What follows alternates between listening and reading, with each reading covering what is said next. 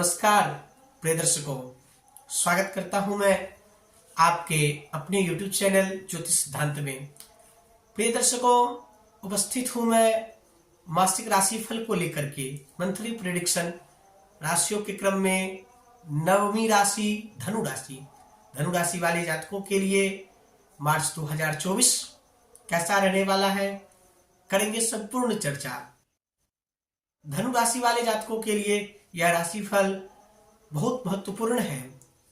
प्रिय दर्शकों, यदि आपकी भी राशि धनु है तो यह राशिफल आपके लिए है। यह राशिफल आपके चंद्र राशि पर आधारित है।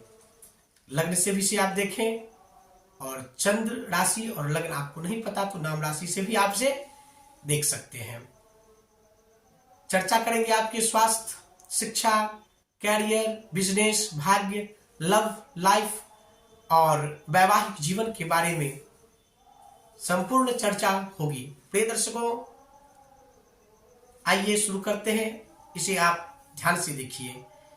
जब मार्च का महीना शुरू होगा तो आपके राशि से कुछ इस प्रकार की ग्रह स्थितियां होंगी। आपके द्वितीय भाव में संचरण होगा शुक्र और मंगल, जो कि उच्च के हैं। आपके तृतीय भाव में सूर्य, शनि, बुध का गोचर चल रहा है। आपके चतुर्थ भाव में राहु देव, आपके दशम भाव में केतु देव विराजमान है और आपके पंचम भाव में देवगुरु बृहस्पति विराजमान है। प्रिय दर्शकों, जब मार्च महीना शुरू होगा तो आपके लिए वाणी पर बहुत संयम रखना है, क्योंकि वाणी आपकी थोड़ी बहुत कड़वाहट हो सकती है।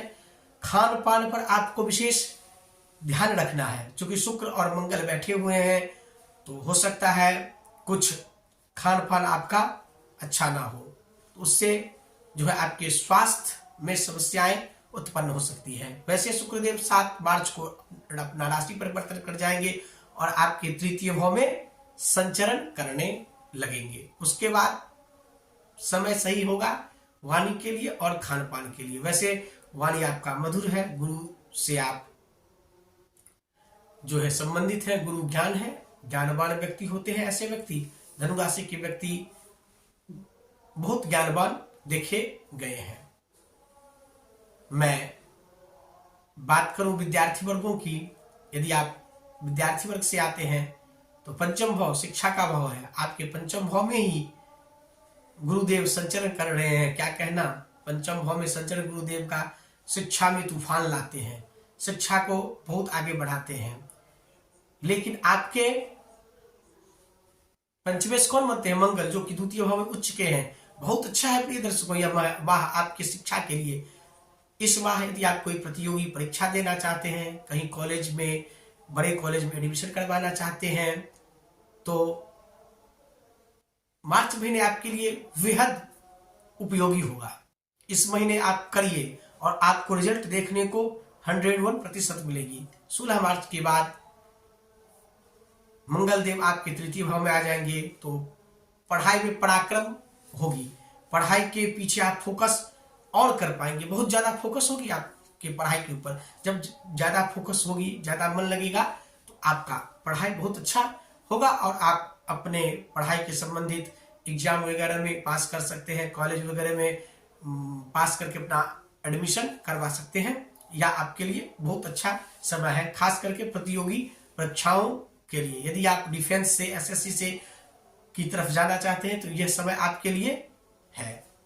तो इस समय का आप सदुपयोग कीजिए। विद्यार्थी वर्गों से पंचम भाव से लव रिलेशन को भी देखा जाता है। लव रिलेशन आपका मार्च महीने अच्छा होगा। थोड़ी बहुत आनाकानी अपने लाइफ पार्टनर से हो सकती है, अपने प्रेमी से हो सकता है, इसका आप ख्याल रखें।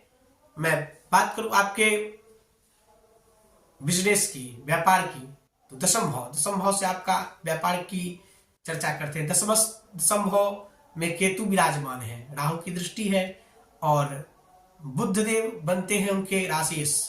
बुध देव का गोचर आपके तृतीय भाव में है, जो कि 7 मार्च को आपके चतुर्थ भाव में आ जाएंगे नीच के और दृष्टि डालेंगे।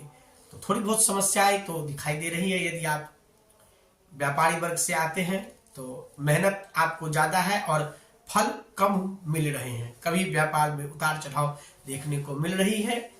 तो देखा जाए तो व्यापारी वर्गों के लिए अच्छा समय नहीं है। मार्च का महीना उतार चढ़ाव बनी है और इस माह भी बनी रहेगी। यदि आप नौकरी पेशा है तो बॉस से कुछ आनाकानी हो सकती है, आपके ऊपर कोई समस्या आने के चांसेस लग रहे हैं। क्योंकि आपके तृतीय भाव में सूर्य और शनि की युति है जो कि 15 मार्च तक है। 15 मार्च तक बहुत आपको सजग रहना है। 15 मार्च के बाद सूर्यदेव आपके चतुर्थ भाव में आ जाएंगे। भाग्येश का चतुर्थ भाव में आना और आपकी दृष्टि पड़ेगी आपके कार्य क्षेत्र पे, तो बिजनेस में और कार्य क्षेत्र में उसके बाद सफलता कुछ कुछ मिलना आपको शुरू हो जाएगा।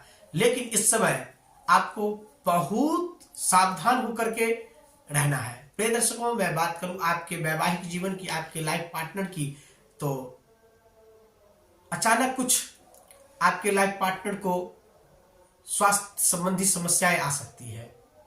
अचानक आपको कुछ अनबन आप दोनों के बीच देखने को मिल सकता है। तो इसके ऊपर भी आपको फोकस करके और ख्याल रखना है।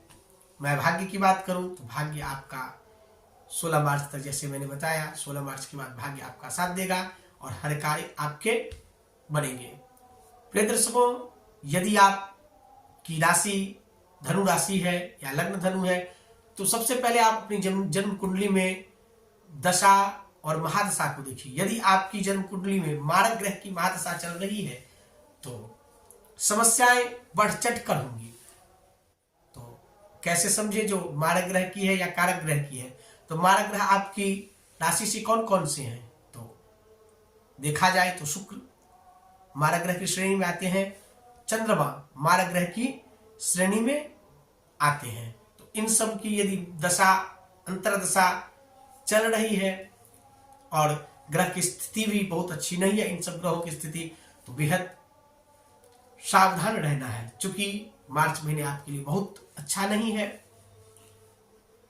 इसलिए दशा अगर आपकी कुंडली में लग्नेश की महादशा चल रही है जैसे गुरु की, तो बहुत अच्छा। प्रिय दर्शकों, गुरु की महादशा बहुत अच्छा है। मंगल की महादशा भी आपके लिए बहुत अच्छी है और सूर्य की महादशा भी आपके लिए बहुत अच्छा फल देने वाला है। क्योंकि इस पर भी वह जो कैसी स्थिति है इन ग्रहों की, उनको भी देखना बेहद खास जरूरी है।